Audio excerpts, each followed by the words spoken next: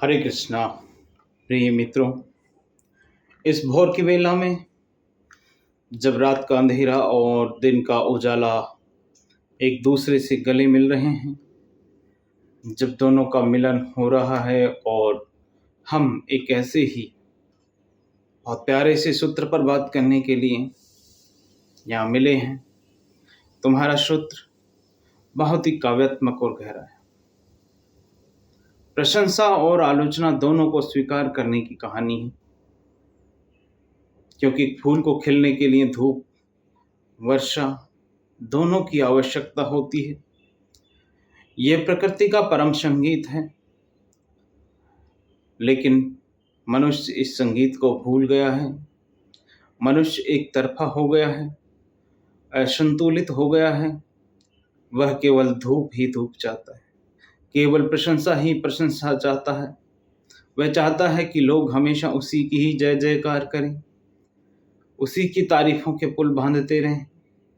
जैसे ही आलोचना की वर्षा की एक भी बूंद उस पर पड़ती है, वह मुरझा जाता है, कुम्हला जाता है, क्रोध और पीड़ा से भर जाता है। तुम एक तराजू की तरह हो गए हो। प्रशंसा का छोटा सा कंकड़ तुम्हें आकाश में उड़ा देता है और आलोचना का छोटा सा कंकड़ तुम्हें पाताल में गिरा देता है। तुम्हारे अंदर अहंकार की भावना को जागृत कर देता है, तुम्हारे अंदर क्रोध की भावना को उमड़ घुमड़ कर ला देता है। तुम्हारी कोई स्थिरता नहीं है, तुम्हारा अपना कोई केंद्र नहीं है। तुम्हारी चाबी तो दूसरों के हाथों में। कोई तुम्हें फुला सकता है, कोई तुम्हें उड़ा सकता है और कोई भी तुम्हें पिचका भी सकता है। क्या ये कोई जीवन है? ये तो गुलामी है। चलो इन दोनों को हम गौर से देखें। प्रशंसा की धूप, पहली बात, ये बहुत ही अच्छी लगती है, बहुत ही सुखद लगती है। जैसे सर्दियों की सुबह में धूप तन को सेकती है, वैसे ही प्रशंसा अहंकार को पोषण करती है। प्रशंसा से अहंकार मोटा होता जाता है, मजबूत होता जाता है। तुम अकड़ कर चलने लगते हो। तुम्हें लगने लगता है कि तुम कुछ हो, कोई विशेष व्यक्ति हो। लेकिन याद रखना, बहुत ज्यादा धूप भी फूल को जला सकती है, सुखा भी सकती है। बहुत ज्यादा प्रशंसा व्यक्ति के विकास को रोक देती है। जब तुम्हें चारों तरफ से प्रशंसा ही प्रशंसा मिलने लगती है, तो तुम सीखना बंद कर देते हो। तुम सोचते हो कि मैं तो सिद्ध हो गया, मैं तो पहुंच गया।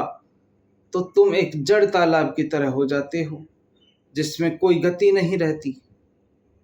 तुम उन लोगों के गुलाम बन जाते हो जो तुम्हारी प्रशंसा करते हैं। तुम सच बोलना बंद कर देते हो। तुम वही करते हो जिससे तुम्हें प्रशंसा मिलती रहे। तुम फिर एक एक्टर बन जाते हो, एक नाटककार बन जाते हो, एक अभिनेता की तरह अपने कार्य करने लग जाते हो। प्रामाणिक व्यक्ति नहीं रहते। प्रशंसा एक मीठा जहर है। अगर तुम उसके आदी हो जाओ, और फिर है आलोचना की वर्षा। ये किसी को अच्छी नहीं लगती। ये चुभती है, ये पीड़ा देती है। अहंकार को लगता है जैसे उस पर कुछ केमिकल डाल के जलाने की कोशिश की जा रही हो। तुम बौखला जाते हो, तुम बचाव करने की कोशिश करने लगते हो, तुम हमला करने लगते हो। लेकिन क्या तुमने कभी देखा है कि वर्षा क्या करती है? वर्षा फूल पर जमी हुई धूल को धो देती है, वह उसे स्वच्छ और ताजा कर देती है। वर्षा जमीन में गहराई तक उतर करके जड़ों को पानी देती है, पोषण देती है। बिना वर्षा के फूल का अस्तित्व ही संभव नहीं है। ठीक उसी तरह आलोचना तुम्हारे अहंकार पर जमी हुई धूल को भी धो देती है। वह तुम्हें तुम्हारी असलियत का आईना दिखा सकती है, वह तुम्हें तुम्हारी कमजोरियों से परिचित करा, तुम्हारे अंदर क्या क्या खामियां हैं वो तुम्हें बताएगी, जिन्हें तुम देखना ही नहीं चाहते थे। यदि आलोचना को सही ढंग से होशपूर्वक लिया जाए तो वह तुम्हारे विकास के लिए सबसे बड़ा बेशकीमती साधन बन सकती है। वह तुम्हारी जड़ों को मजबूत करती है, तुम्हें और अधिक विनम्र और अधिक वास्तविक इंसान बनाती है, रियलिस्टिक आदमी बनाती है। प्रशंसा करने वाला मित्र भी हो सकता है, पर कभी कभी आलोचना करने वाला शत्रु भी बेहतर शिक्षक साबित हो सकता है। तो फिर उपाय क्या है? उपाय है फूल का बोध यानी समझ। एक फूल का कोई अहंकार नहीं होता। जब सूरज चमकता है तो वह ये नहीं कहता, वाह सूरज कितना अच्छा है, वह मुझसे कितना प्रेम करता है। और जब वर्षा होती है तो इस शिकायत भी नहीं करता कि हे परमात्मा, ये रोज रोज की बारिश क्यों, मेरा सौंदर्य खराब हो रहा है तेज बारिश ओलों में। नहीं, फूल बस चुपचाप दोनों को स्वीकार कर लेता एज इट इज। वह जानता है कि दोनों ही उसके खिलने के लिए जरूरी है, अपरिहार्य है, आवश्यक है। वह धूप की ऊर्जा भी लेता है और वर्षा का जल भी। वह दोनों का रूपांतरण अपनी सुगंध में, अपने सौंदर्य में, अपने खिलने में कर देता है। उसका ध्यान ना तो धूप पर है ना वर्षा पर है। उसका पूरा ध्यान, उसकी पूरी एनर्जी, उसकी पूरी ऊर्जा अपने खिलने की प्रक्रिया पर है, जीवन की प्रक्रिया पर है। मनुष्य को भी यही सीखना है, यही समझने की कोशिश करनी है कि तुम्हारा ध्यान दूसरों की राय पर नहीं, अपने आत्म रूपांतरण पर होना चाहिए। कोई प्रशंसा करे तो उसका धन्यवाद करो, उससे ऊर्जा ले लो, पर उसे अपने अहंकार पर मत चढ़ने देना। कोई आलोचना करे तो उसका भी धन्यवाद करो, उससे भी सीख ले लो, उससे अपनी धूल धो लो, पर उसे अपने हृदय में कांटे की तरह चुभने मत दो। लेकिन मैं तुमसे इससे भी एक कदम आगे लेके जाना चाहता हूं तुम्हें। फूल बनना एक बड़ी बात है, पर मनुष्य की संभावना फूल से भी आगे जाने की है। फूल फिर भी धूप और वर्षा से प्रभावित होता ही है। मनुष्य ऐसी अवस्था को पा सकता है जहां वह प्रशंसा और आलोचना दोनों से अछूता और निर्लिप्त रह सके। जैसे कि पानी में कमल का फूल, वह अवस्था है साक्ष्य भाव की अवस्था, वह अवस्था है दृष्टा भाव में रहने की अवस्था। वह ज्ञान है गीता का, वह विपश्यना की साधना है।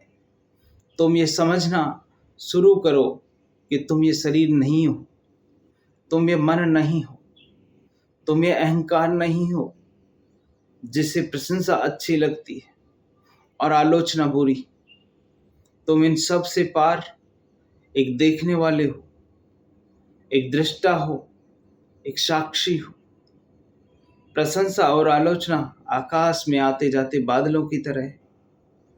प्रशंसा एक सुनहरा बादल है और आलोचना एक काले बादल की तरह। तुम पहाड़ की तरह बनो।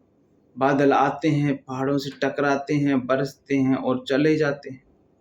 पहाड़ वहीं का वहीं खड़ा रहता है, शांत, स्थिर, अविचल, पूरे ध्यान में मनोयोग के साथ। ये साक्षी भाव कैसे सधेगा?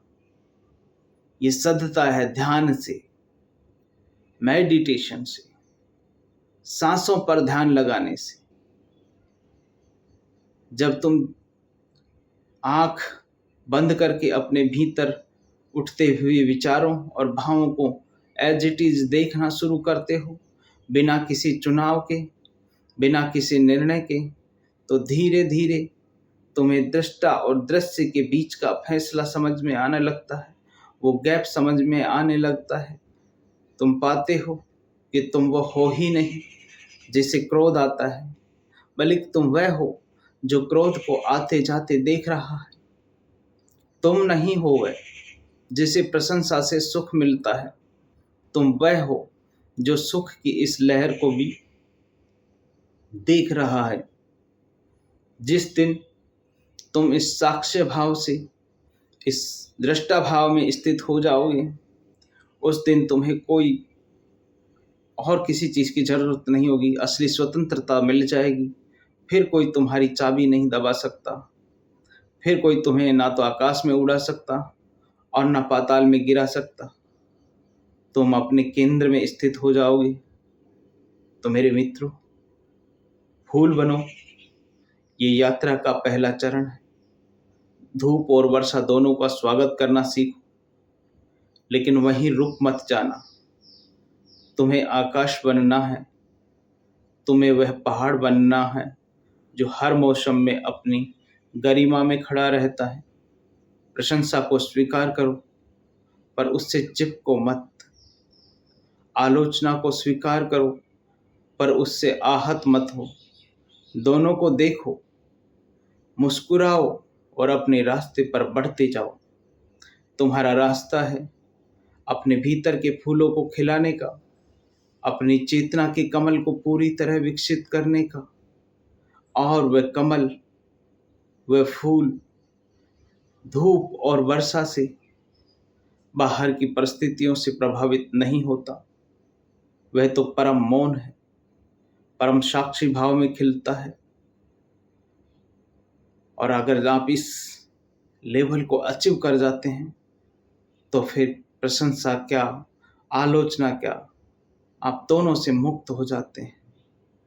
आपकी स्वस्थ मुक्ति हो जाती है, आपको स्वतंत्रता मिल जाती है। हरे कृष्णा, राधे राधे। आप सभी का मंगल हो, सभी का कल्याण हो, सभी की स्वस्थ मुक्ति हो। भवतु सभ्भो मंगलम, भवतु सभ्भो मंगलम, भवतु सभ्भो मंगलम।